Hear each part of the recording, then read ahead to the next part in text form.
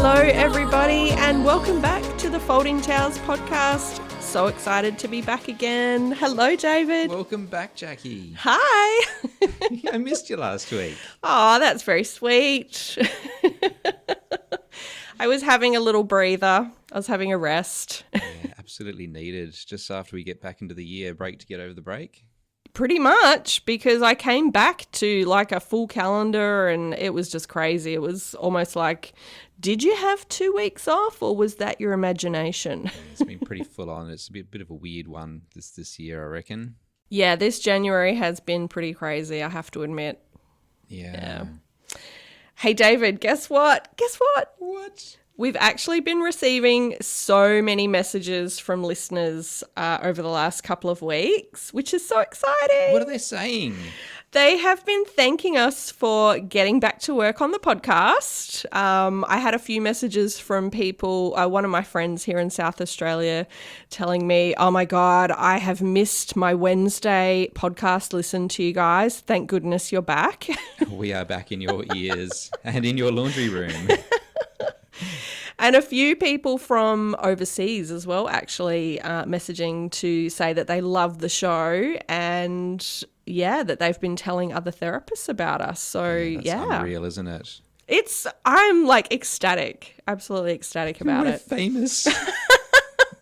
I've just been in a training course over the weekend and in a room of people who didn't know my face, but as we went out for coffee and as we started to talk, like, you're David from the podcast.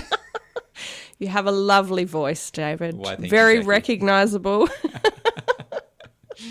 Well, we've got another controversial topic for you today. We do. Today's topic is all about being booked out. Now, this is one of those topics that creates a bit of sadness for some people, particularly if there is maybe a bit of slowness in business. And I think it also creates a bit of ego for some, both in those who are booked out and those who may not agree with the concept of being booked out all those weeks in advance. But I'll set the scene for you. Someone posts on Facebook, "Is it me or is it really quiet this time of year?" And then someone responds, "It's just you. I'm booked out 5 weeks in advance." And some people go, 5 weeks? I'm booked out 6 months in advance. And so the war starts. And then somebody responds around, how authentic is it to be booked out so far in advance versus taking new cases and then graduating those people to move on? So, question then, David, are you booked out 5 weeks in advance? Is that a thing that happens for you? I do have some bookings 5 weeks in advance, but I'm definitely not booked out. What about you? A bit same. I would say you're a bit busier than I am, but I do have bookings into the next month usually, but I'm definitely never booked out 5 weeks in advance. And to be honest, I don't want to be. Yeah. There's a degree of flexibility when you're not booked so far in advance, being able to attend a course maybe, take some time out with the family. But I remember being at the chiropractic clinic and I'd be booked out. So I wasn't booked out. I would be half booked going into the week and then I'd be fully booked by the end of the week on a week-by-week basis, just from the natural referrals of the chiropractor and from people finding me. And then I'd see someone when I was busier, and so I really need to see you next week, but I'm booked out for the next 3 weeks. I can't get you in. And so for continuity of care, that was a really frustrating thing. I do actually, this is my personal opinion, okay? And it's not for everybody. Everyone works differently and it depends on your style of the business that you run. You might have people that work for you. You might have other therapists around you, that sort of thing.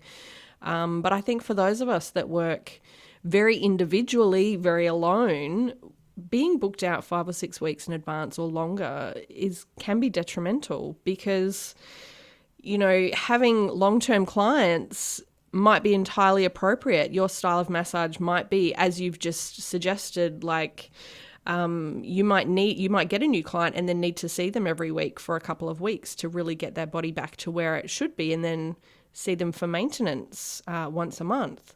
You can't do that if you're booked out for months in advance. Yeah, so a practitioner who's been around for, say, 20 years and has got a very solid list and doesn't need to do any advertising may have people knowing that they are booked out well in advance, booking months into the future. But for the person who's never seen you before, you just become known as the practitioner who's never available. Yes. And then you get this question around authenticity. So you and I, Jackie, we're both remedial massage therapists. By definition, remedial is to assist someone to be better than where they are today.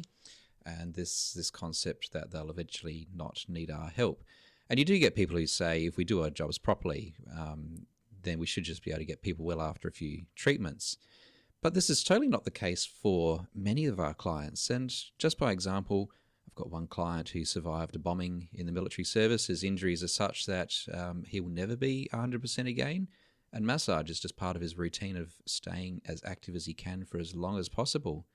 And there's those who've had failed surgeries. Their bodies are just structurally not what they were designed to be. And I've got a few tradies as well where just the nature of their work is just tough on the body. Let's say a roofer who spends half the day bent over at the hips and using vibrating tools, then massage is part of them staying in their jobs for as long as possible. And then the sporty people where if they've got, say, a marathon coming up, we plan their massage intervals around their training load and their races. And so those bookings will go weeks and months and even for a full year into the future. I would argue that most massage should be maintenance massage. It should be about self-care for the body. It might be purely about your mental health. It might be, like you said, about that you've got a really tough, physically demanding job that you need the massage to actually keep doing that job. And even parenting, David. There's nothing is ergonomic about parenting. It's both physical and mental and emotionally. Like it's so demanding, especially when you've got little kids. You're bending and twisting and getting down on the floor, trying to get them into a car seat. If you've ever tried to get a small child into a car seat when they don't want to. Yeah, they grow extra arms.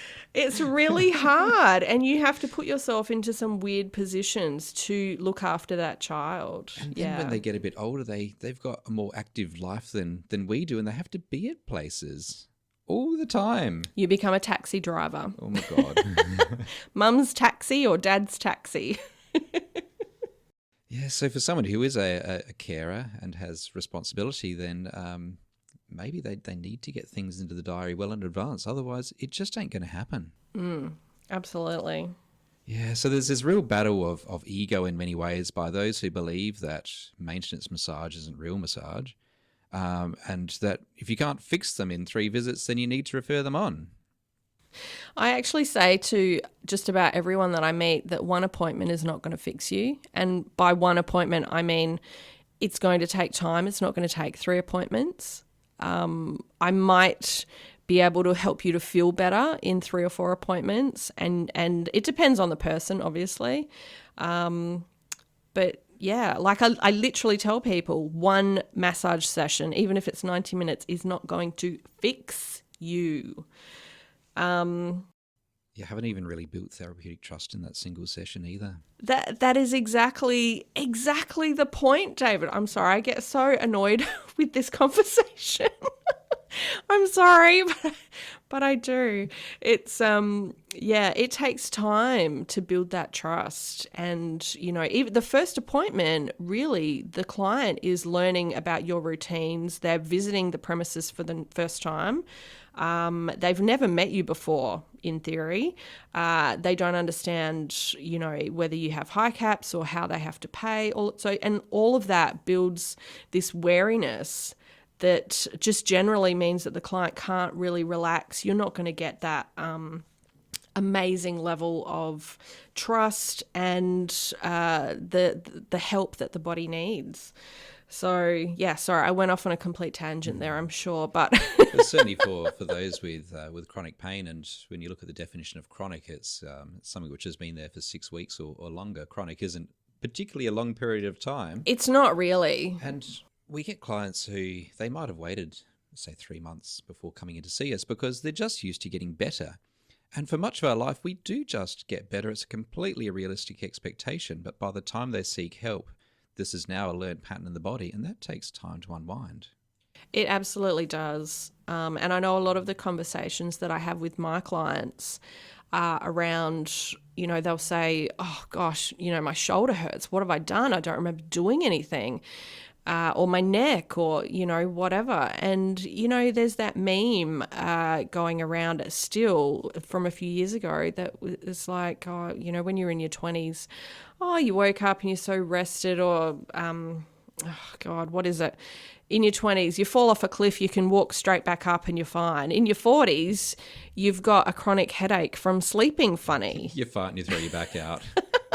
Exactly. Your warranty on your body is only about 27 years. After that, you're on your own. But so many professions do not so much survive on maintenance, but it is completely justified. And you think about, say, the dentist, and they want to keep an eye on something. They might see something developing. It's too early to intervene, but they'll just keep an eye on it. And so they'll see you after 6 months for a checkup.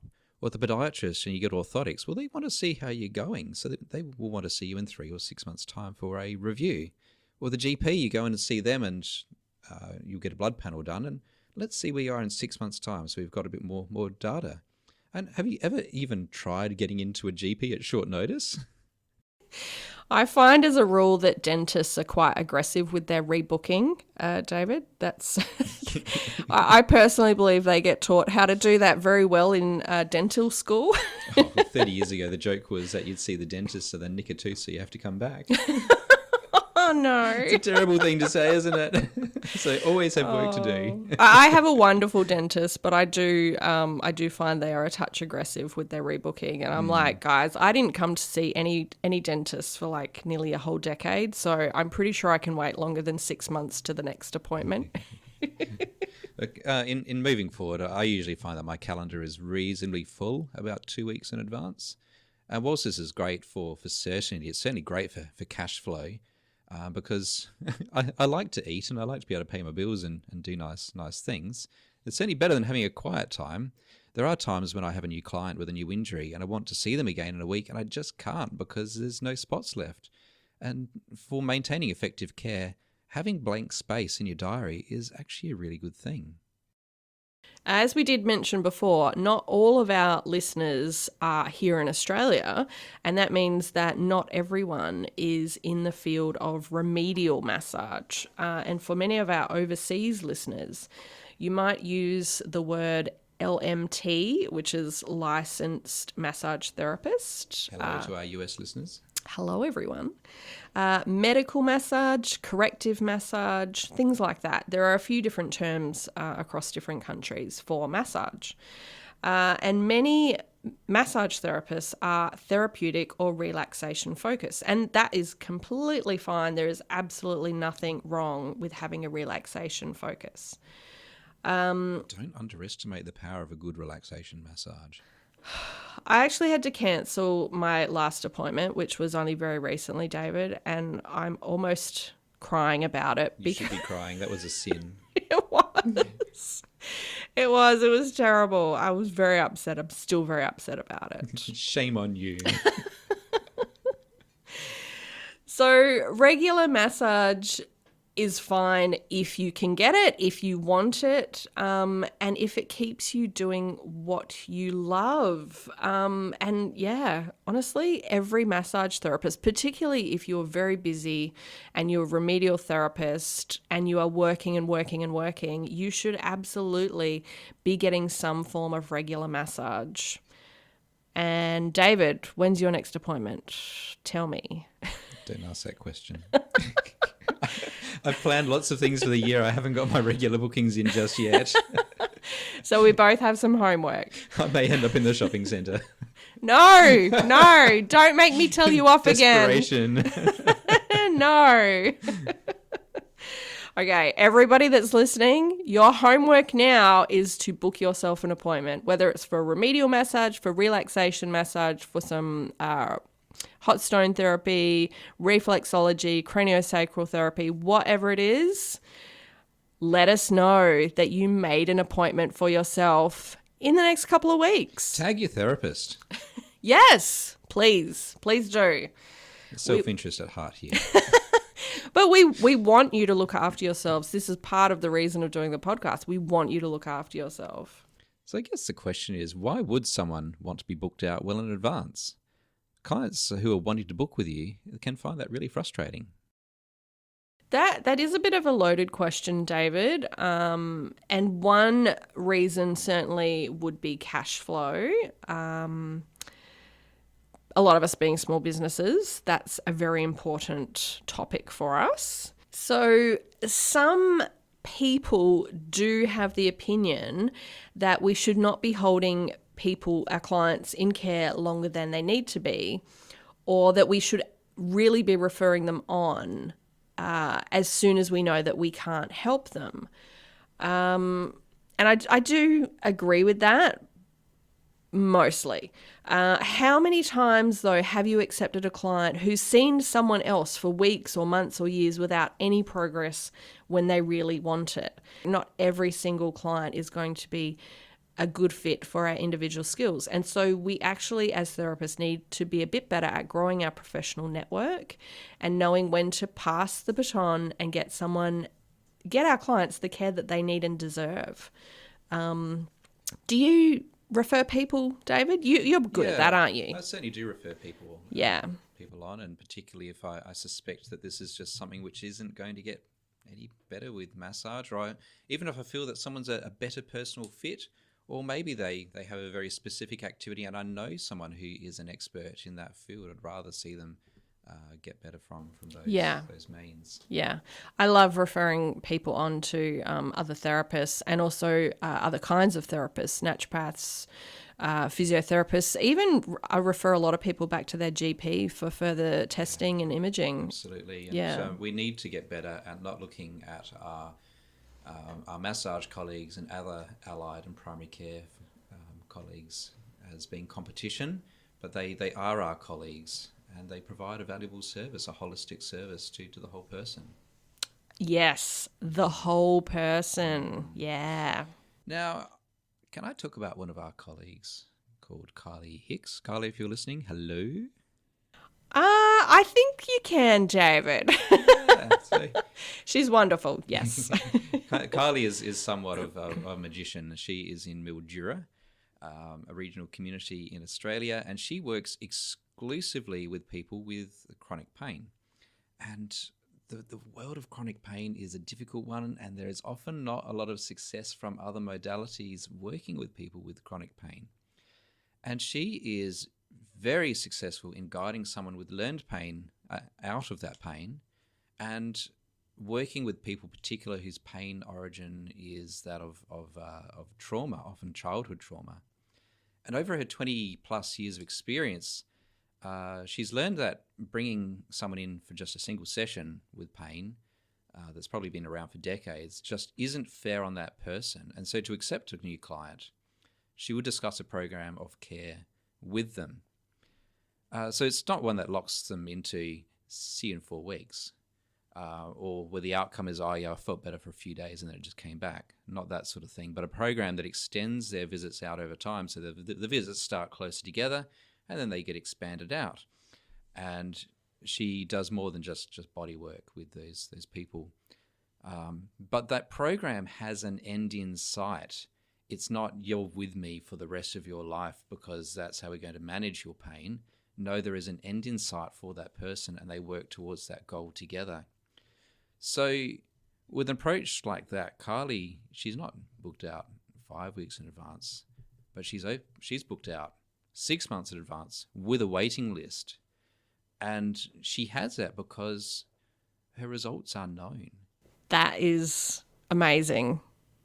Truly amazing. And we are hoping, we're still talking with her, but we're hoping to get Kylie on an interview very soon, which is very exciting. We'll hear more about that. We'll drop a link to her website in the show notes. Yes. I honestly do think there is, for some people, a little bit of a fixation on being booked out weeks in advance because it comes from a place of insecurity. Nobody really likes the quiet weeks where we might struggle to pay the rent or, pay ourselves. Yeah, it's truth. And if there is a choice between being hungry and clients not being able to see me because I'm busy, I will definitely choose being fed. And so will I. And it does depend on where you're located as well and how clients find you. So as I said earlier, I worked with a chiropractor in a little shopping strip for several years, and I'd start my week probably half full, and then the referrals from the chiro would come in. They go, "Oh, you're pretty tight. I can't adjust you. Get in for a massage, and then we'll try again." And then people just finding me online, and I usually would finish with a full week. But if you worked from home or in a little tucked away area, that just may not be the case for you. Absolutely. There is no one size fits all. We're all different. We all work in different ways. You know those T-shirts we talked about? Which T-shirts? It depends. It depends. We talk about T-shirts a lot, David. Yeah. I do feel like we need a little spoiler alert that no, you don't actually need to be booked out 5 weeks in advance, and we absolutely should not be judging each other on whether we are or we aren't, because we're all individual therapists working in with different business models. So how far you are booked out in advance is not a measure of the quality of who you are or your own success. absolutely. You don't need to be booked out that far in advance. But if you are, you shouldn't be made to feel bad for that either. But you also shouldn't be going hungry. Absolutely. We don't want anyone going hungry. And if you are one of those therapists who has a long waiting list, you might actually be ready to start thinking about an employee or renting out your room, having a tenant, and spreading the massage love just a little bit. Well, maybe you don't want those things. Well, yeah, absolutely. You don't have to do that, but if you only work 4 days a week, you can rent out your room one other day a week. And absolutely. Yeah. Yeah. Yeah. We are going to bring an employment expert on to talk about the why, the when, and the how to hire. It's not for everyone, but you know what? I'm good with having a roommate. A little buddy to chat with now and again. We get very lonely. Yeah. We're going to wrap this one up, Jackie. Yes.